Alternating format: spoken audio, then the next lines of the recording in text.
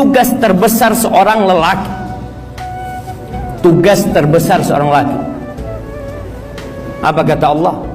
Ya ayyuhalladzina amanu qu anfusakum wa ahlikum nar wa quduhan nas wal hijarah 'alaiha malaikatun ghilazun shidad la ya'suna Allah ma amarahum wa yaf'aluna ma yu'marun. Kata Allah, wahai orang-orang yang beriman, jagalah keluarga diri kalian dan keluarga kalian dari api neraka. Dan ini tugas terbesar seorang lelaki, mengajarin istrinya sholat, ngajarin istrinya tentang Allah Azza wa Jal, bukan hanya kasih makan. Wildan tahu Fatma bisa hidup tanpa Wildan, Allah yang kasih makan dia. Dia punya rizki sendiri.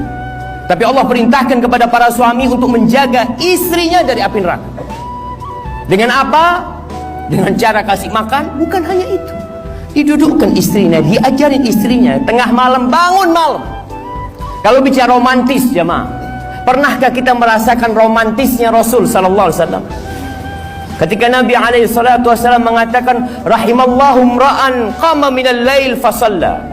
Allah merahmati seorang lelaki yang bangun di malam hari, kemudian dia sholat. Selesai dia sholat, apa yang dilakukan dia? Thumma aiqadat ahla, dia bangunkan istrinya. Bangun nih, sholat malam. Thumma fa in lam taqum, kalau dia nggak mau bangun, dicipratkan air di wajahnya.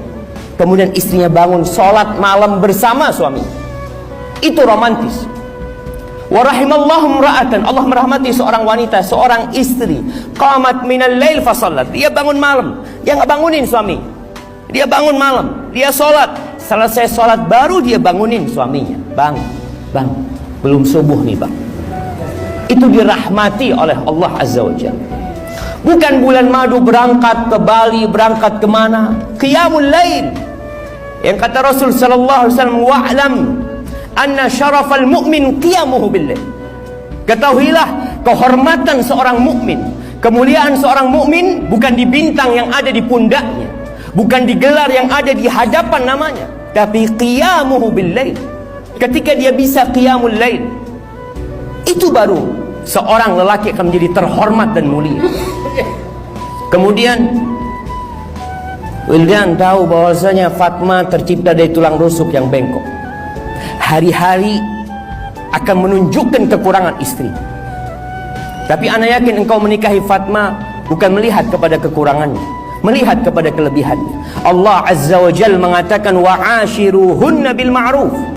Kata Allah, gaulilah istri kalian dengan cara yang ma'ruf, bijamilil kalam, dengan ucapan yang indah buat istrimu, dengan nafkah yang baik buat istrimu, tidak memasukkan kecuali yang halal di rumahmu.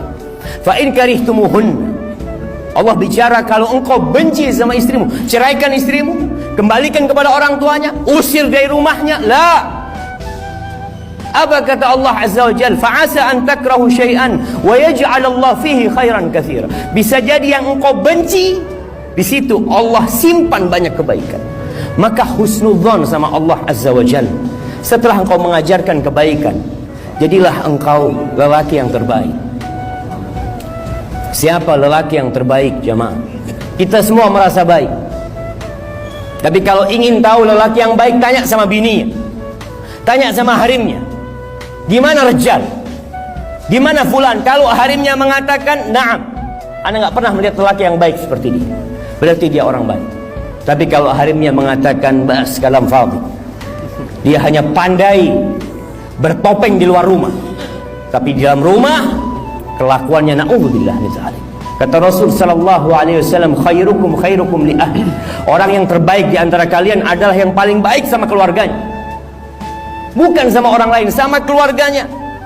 Dia punya kekuasaan. Suami ini punya kekuasaan, punya kekuatan untuk menundukkan istri, untuk menginjak istrinya, tapi dia tidak lakukan itu. Maka kata Nabi SAW, khairukum li ahli wa ana khairukum li ahli. Aku orang yang terbaik di antara kalian kepada